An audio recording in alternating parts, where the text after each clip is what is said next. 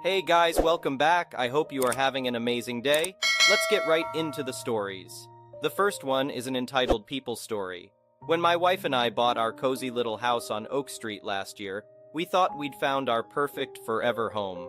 It was in a friendly neighborhood with big, beautiful trees providing plenty of shade. Our backyard was a decent size, not huge, but big enough for us to entertain friends or just relax on nice days. The one downside was that the fence separating our yard from our neighbor's yard was pretty flimsy.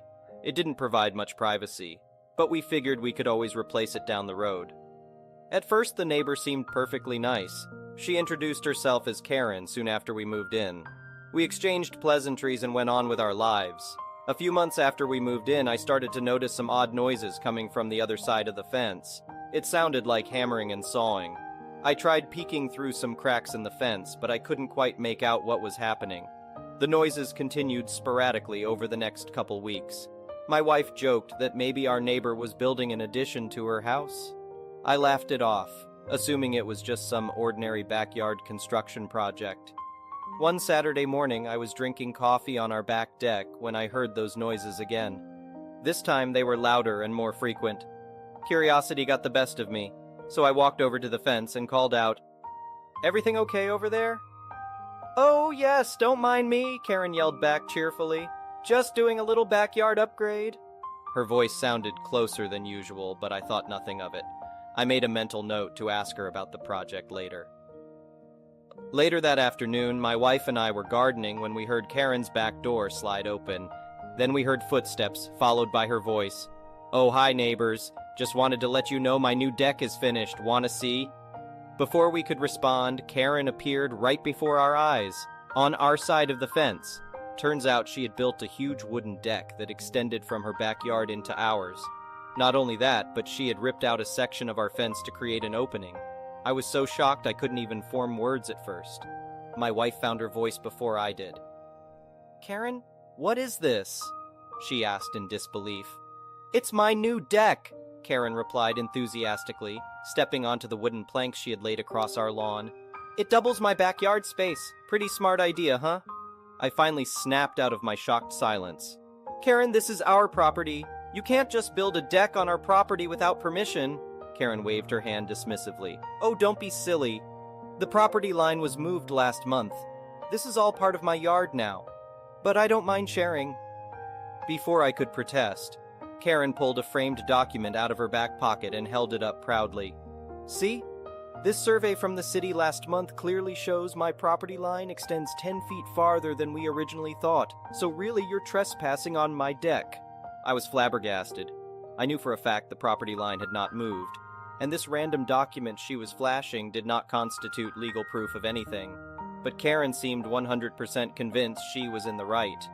I tried reasoning with her calmly. "Karen, I'm quite certain the property line has not changed. Our deeds and surveys match the physical markers between our lots. You can't just build on our property without permission, regardless of what documents you have." Karen's cheerful demeanor vanished. She scowled at me angrily. "How dare you! I paid for a legal survey that clearly states this is my land now. Are you accusing me of fraud? I could sue you for slander." Sue me for slander? Now I was really fuming, but I held my tongue. I knew getting into a shouting match would only escalate things. So through gritted teeth, I told Karen she had 24 hours to dismantle the deck or I would take legal action. Karen gasped dramatically. "Are you threatening me? This is my property. I'm calling the police." And with that, she stomped back onto her half of the deck, slammed the ill-fitted fence door shut behind her, and retreated into her house. I immediately pulled out my phone and dialed our lawyer's office. Luckily, he was available to talk. I explained the absurd situation, and he agreed Karen had absolutely no right to build on our property, altered surveys or not. He suggested sending Karen a formal cease and desist letter and filing a police report for trespassing and destruction of property. He would also reach out to the city permit office to check on the legality of the construction. The next day, I adhered to our lawyer's recommendations. I had a feeling Karen wouldn't back down easily, so I wanted to get ahead of her as much as possible legally. After I delivered the sternly worded cease and desist letter to Karen and filed the police report, she somehow got even angrier. She started publicly accusing me of harassment, intimidation, and even vandalism to turn other neighbors against me. Thankfully, no one believed her outlandish claims, especially when code enforcement officers showed up to condemn the illegal deck. In a final act of defiance, Karen refused to remove the deck, so I had to take the matter to court. Karen represented herself and once again tried to use the dubious survey as evidence, but the judge immediately recognized it as a fake document. When confronted, Karen adamantly stuck to her absurd story, but the overwhelming evidence and testimony against her left the judge no choice. He ordered Karen to immediately remove every trace of the deck at her own expense. She was also required to pay fines for violating zoning ordinances and reimburse me for legal fees.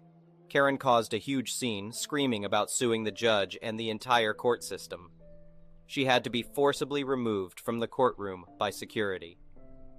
Over the next few weeks, it gave me great satisfaction watching Karen reluctantly dismantle that monstrosity plank by plank. She shot me dirty looks the entire time, and I'm pretty sure I heard her cursing up a storm under her breath too. In the end, I decided to use most of the money awarded to me to build a solid privacy fence around my entire property. The fence company offered to install a spiky decorative topper for free when I told them about my crazy neighbor.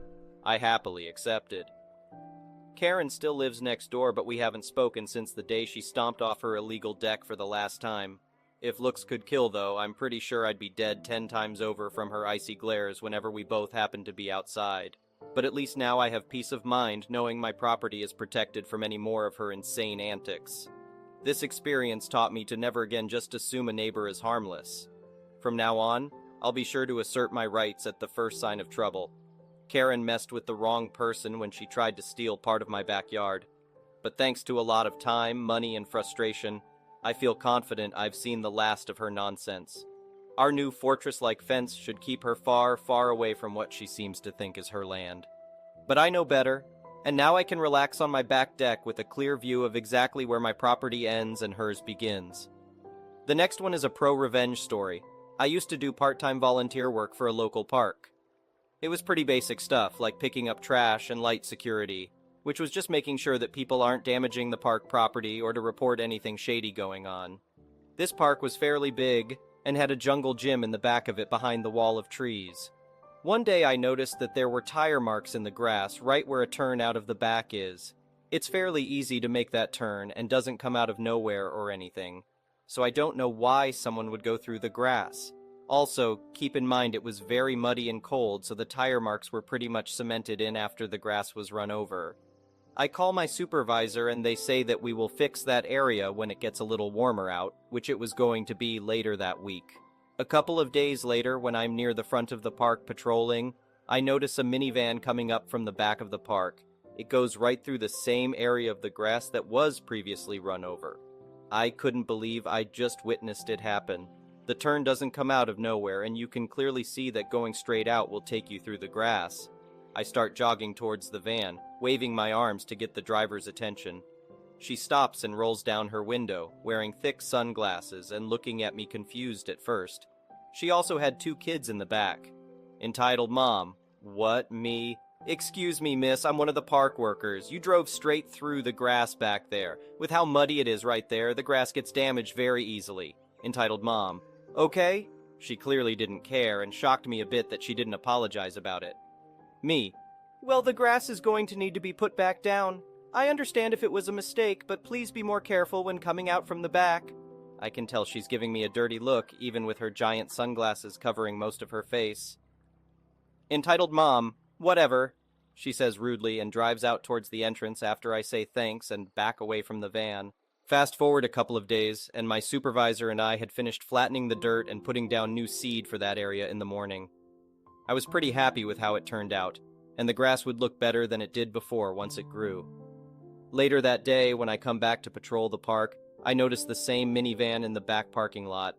I head over to the jungle gym area, and of course I see the entitled mom on a bench looking at her phone while her kids are playing. I was hoping in the back of my mind that she would have listened to me yesterday, but judging from how she acted, I was doubtful. I did a couple of walks around the back area, making sure there wasn't any trash, and when I saw her tell the kids it was time to go, I sprinted towards the front of the park entrance, stood in front of a car at the front, and put on my own pair of sunglasses. I keep them in a fanny pack along with some medical supplies and my phone, so that she wouldn't recognize me and stay on the path, like how you slow down on the road when passing a police officer. Once her van starts coming up, I am watching in disbelief as once again she doesn't turn and goes right through the same area again that we had just fixed up this morning. I was pissed now. I walk up to her van, this time being in the middle of the pavement, and she stops when I approach, rolling down her window and giving me a pissed look that I stopped her again. Entitled Mom, "Oh my God, what do you want?" Me, "Miss, you ran over that area again. We had finished fixing it this morning and you just ran it over." Entitled Mom, "So? It's just some grass. You should just make that whole area pavement so it won't get ran over." Me, "You can clearly see that the grass is in front of you when you drive up from the back area. It doesn't come out of nowhere and we've never had anyone run over that area. Only you." I had a frustrated tone in my voice, but I was still trying to be polite. Her kids in the back were glued to their tablets and weren't paying any mind to me other than when they heard their mom swear. They looked to be around 6, 8, I think. She gives me one more nasty look before rolling up her window and driving away. She didn't even respond to my last point. Also, she almost ran over my foot since she didn't wait for me to back away from her van before driving off. That was my tipping point. I call my supervisor again and tell him what happened. I could tell he was pretty pissed over the phone, but he said that he had a plan to stop that area from getting run over anymore. I meet him on Friday morning, and he has this giant boulder in the back of his pickup truck. I instantly knew what we were going to be doing with it. After some work getting it down, digging up the dirt, and wedging it into place, we finished putting the boulder in. I had to admit that it made me sad that there was now this eyesore of a rock there, and all our work previously was for nothing, but I was happy the entitled mom wouldn't be running over that area anymore. Later that day, I'm in the back picking up trash when I see the same minivan pull into the parking lot. I know it's the entitled mom and her kids because I remember their license plate this time. I pay no mind to them, knowing that she couldn't run over the grass again when they leave now. Later on, I was cleaning some bird poop off a statue when I heard a loud crash sound that came from the front. I run over to where it came from, shocked as I see the entitled mother's van with the giant boulder we put down wedged between her tire and the bumper of her car. She gets out of the van in shock at what happened, swearing and shouting. I personally didn't want to damage her car, just realized she couldn't drive through the grass anymore, so I did feel some guilt at seeing the giant boulder wedged in her car. I came over to the other side to see that the wheel was off the ground slightly, and the front bumper was wedged atop the boulder. I don't know how she even managed that, honestly. She sees me and immediately gets a look of pure, concentrated anger. "Entitled Mom! You!" She starts walking up to me, stomping her feet. "You put that rock there, didn't you, a-hole?" Me, "Miss, my supervisor brought that boulder in this morning for that spot because you were running over the grass. I don't know how you even hit it since, again, you can clearly see it coming from the back." Entitled Mom, "I was texting my friend, you a-hole, you're going to pay for this damage." Me, "Yeah, I don't think so." She fumes and heads back to her car. She has her 2 kids get out and go sit at a nearby table, both still playing on their tablets. Entitled Mom, though, got back in the car and is on the phone. A few minutes later, she tells me she called the police and that I'm going to be arrested for intentionally damaging her property. I admit I was a bit worried that the story she gave them probably wasn't the truth, so I called my supervisor again. He got here even before the police did. I saw him laughing as he pulled up and saw the situation. He walks up to the entitled mom and explains who he is, and she starts yelling at him about how she's going to sue and have him and myself arrested for the damage. A few minutes later, the police pull up. She tells them that we intentionally put that rock there to damage her car. But we explained to the officers that she had driven over that grass several times, even after we had fixed it, and we put that boulder down to keep her and others from driving through the grass. The police got some more information from us and told the entitled mom that we were in the right to put the boulder down and aren't liable for her poor driving. Entitled mom frustratedly tells her kids to get back in the car and actually starts to back out off the boulder. My supervisor, the officers, and I all watch as the boulder is scraping up the bottom of her car as she backs out. Once off it, her front bumper slams on the pavement and is now hanging down off the left side. Something under her car was also touching the pavement, which was apparent as she started to drive away, and the sound of something scraping against the road could be heard. The officers stop her and tell her that her car is now not safe to drive on the road, and she needs to get it towed. My supervisor and I went home shortly after, smiling and laughing at what had happened that day. I can safely assume now she won't be going over that grass anymore. The next one is a petty revenge story. I work from home full-time and rarely drive unless I'm grocery shopping or out for an appointment. In my complex, there are non-reserved spots and reserved spots in the underground garage, all of which are not assigned. As long as you have a reserved sticker on your vehicle, any of the reserved spots, which are all labeled reserved, are fair game. I have a non-reserved sticker because it's $40 cheaper than the reserved pass. I was coming back from an appointment and turned into my neighbor's reserved spot so that I could back my car into the open, non-reserved spot behind me. Lo and behold, a male Karen in his rusty 2007 RAV4 starts honking at me for being in his spot, telling me that I can't park there because I don't have a reserved sticker. I told him I was only backing out. I probably should have let it go, but his Karen-ness pissed me off so much. As I was getting on the elevator, I quickly realized he only wanted to park there because it was right next to the elevator. A light bulb went off in my head, and I made my way to the rental office. It's in the same building, and asked to upgrade my parking pass. It's an extra $40 I'll be shelling out, but it's worth the petty revenge. I'm waiting for him to leave for work tomorrow so I can move my car into his spot and leave it there for God knows how long. There are perks to being fully remote. The next one is a malicious compliance story. I'm from Luxembourg, a tiny country between Germany, France, and Belgium. In order to get the point of the story, I need to lay some groundwork. Our educational system is a bit unique, since a strong emphasis is put on learning foreign languages. Thus, kids are alphabetized in German at the age of 6, even though for natives the mother tongue is Luxembourgish. At age 7, French is added, and English at the age of 13, except if they opt for Latin, then they start English courses a year later. Most people are taught all 3 languages until they graduate from high school.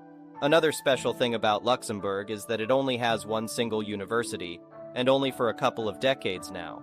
Thus, there is a certain tradition of Luxembourgian youth studying abroad.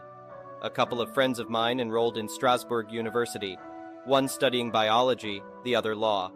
The university has a policy that during the first year you have to pick at least one course that is not your main subject, and most students from Luxembourg pick German. Having had 13 years of classes in German, most are about as fluent as native speakers, so it makes for an easy pass. For years they were allowed to enroll and only show up for the exam, which they always aced. So they complied with the policy, but didn't lose any time, but could use it to get used to their new hometown and concentrate on their main subjects. But not my friends. The new professor for the German class announced that whoever was absent more than twice during a semester would fail. The friends were quite annoyed, but did comply. But as it turned out, the professor wasn't very proficient in German, so she made frequent mistakes, especially concerning the right choice of prepositions and, before all, grammatical cases, which are quite tricky in German for non-native speakers, and some native speakers too.